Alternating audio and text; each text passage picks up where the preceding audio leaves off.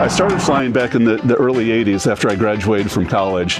And like many pilots at that time, you begin a career, you begin to have a family, and flying takes a break. So in my case, that was true.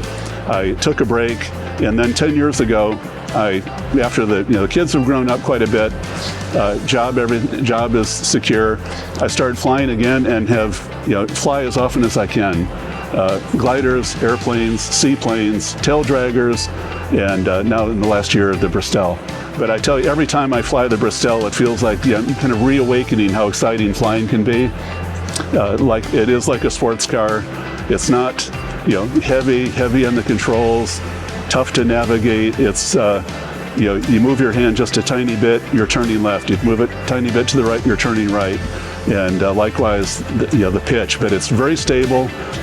Yesterday at Marathon and at Key West, the winds were blowing for 15, gusting 25, slight crosswind, and we found the airplane incredibly stable. I had a friend along that was my tour guide, and it was fantastic to have someone kind of act as my eyes and ears to places I hadn't been before. And we both had just it was a great day. 5 hours of flying. It felt like we can climb into the airplane, fly down to the Keys, come back, and you're totally rested, you're invigorated, there's no fatigue, it's just marvelous.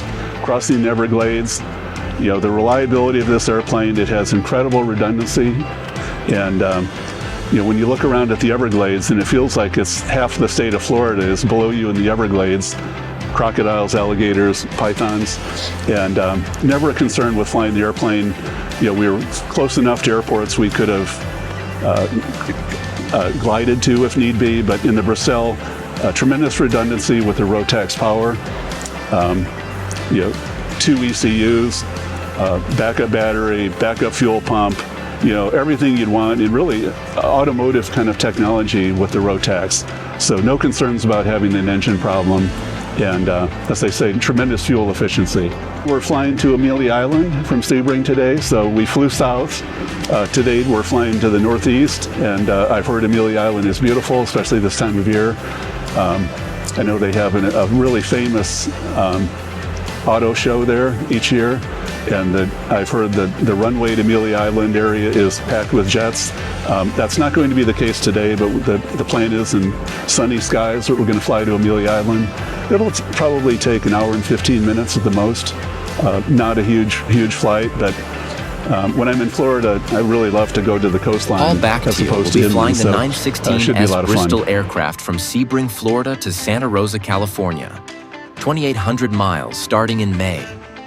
If you would like to schedule a demo flight along the way, contact Paul and follow his updates on social media.